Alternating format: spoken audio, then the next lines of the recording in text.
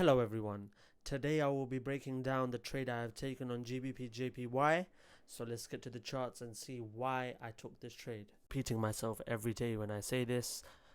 Weekly is bullish, right? You can see the weekly is clearly on an uptrend. If I just zoom out, we can see it's bullish, right? You can also see this little line right here. We can see there was a nice little resistance here which became a support, then a resistance, which is now we are operating above.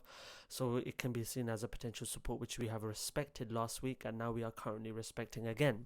So again, this was an easy level to spot on the weekly time frame. Let's go to the daily time frame now. When we go to the daily time frame, what can we see? We can clearly see we've been forming these higher highs and higher lows, right?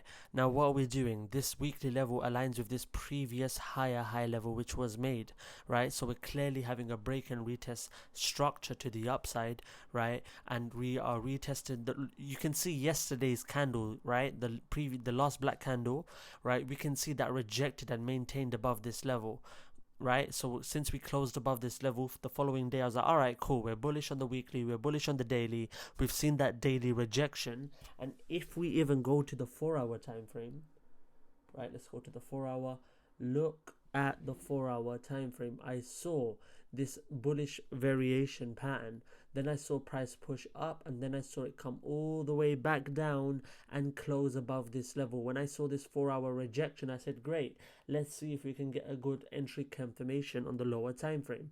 When I went on the lower time frame, what could I see? I could see this bullish engulfing on the hourly time frame.